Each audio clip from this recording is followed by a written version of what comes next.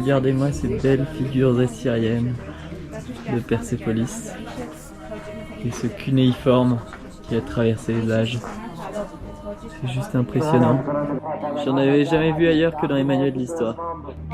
On est à côté de Persépolis et j'allais camper tout seul la nuit par moins 3 degrés. Et finalement, j'ai été accueilli par cette joyeuse bande. Persepolis 6 is my friend and this town in car music and pellet dance. Okay. Let's go. Ils ont mis la musique indie là pour me faire plaisir.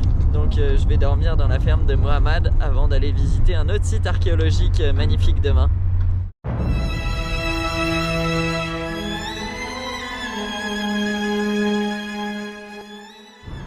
Il y a un peu plus d'un siècle, Pierre Loti est venu ici et il décrivait à Shiraz, comme à Ispahan d'ailleurs, toutes les coupoles dont les dômes turquoises resplendissent sous le soleil.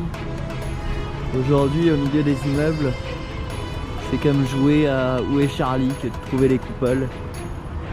Ces dômes d'émail magnifiques au milieu de tous ces grands ensembles, tous ces immeubles qui ont été construits et qui ont défiguré ce paysage et apporté le confort.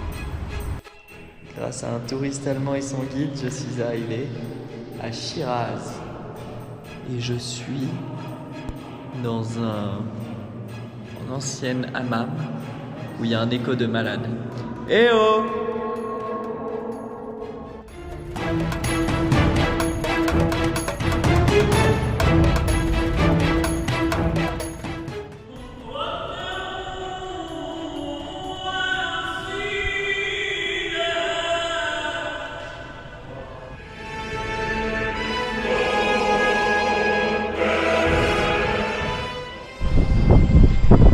Actuellement, je me trouve dans la mosquée du bazar de Shiraz, qui est assez magnifique, je dois le dire. Beaucoup plus de couleurs un peu rosées que ce que j'ai pu voir à Ispahan. On a le soleil qui se couche doucement et il y a pas mal de travaux de rénovation qui ont lieu.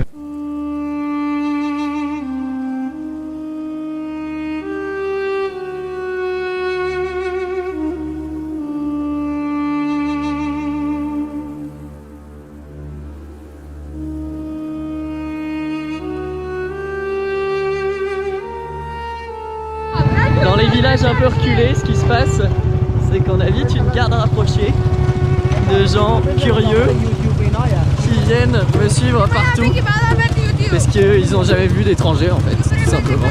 C'est assez drôle. Hop, on a un petit attroupement de motos qui s'est formé autour de nous.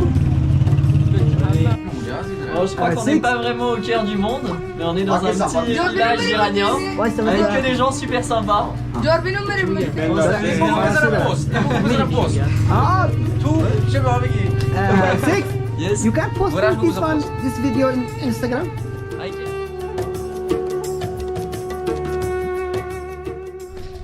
C'est une île magnifique par sa géologie. Il y a des montagnes jaunes, rouges, blanches, grises, noires.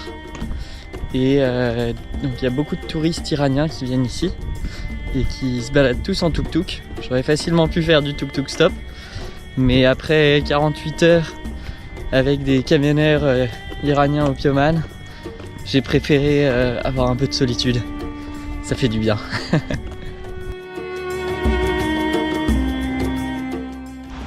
C'est joli, hein? C'est l'île de Keshm, dans le sud de l'Iran. Je devais quitter le pays hier, mais le ferry a été annulé. Et j'ai rencontré un Hollandais qui devait prendre le même ferry. Donc on prend notre mal en patience ensemble. J'ai dû faire une petite extension de visa pour pas me retrouver en situation illégale sur le territoire iranien, ce qui serait un peu problématique. Mais ça s'est passé très facilement. Et là, on a dormi à la Belle Étoile sur cette jolie île où j'ai été réveillé par les douces effluves apportées par une pelleteuse diesel. Mais je sens que la journée sera bonne malgré tout. C'est bientôt la fin du séjour en Iran. Inch'Allah, on prend le ferry demain pour aller à Dubaï. Donc on essaye de profiter à fond des spécialités iraniennes. Le thé avec toujours un petit bâtonnet de sucre au safran, un peu comme une sucette. La chicha. Et voilà Max, un cycliste hollandais que j'ai rencontré pendant le trip et qui va prendre le ferry avec moi. On est au bord des eaux du golfe Persique. Wouhou!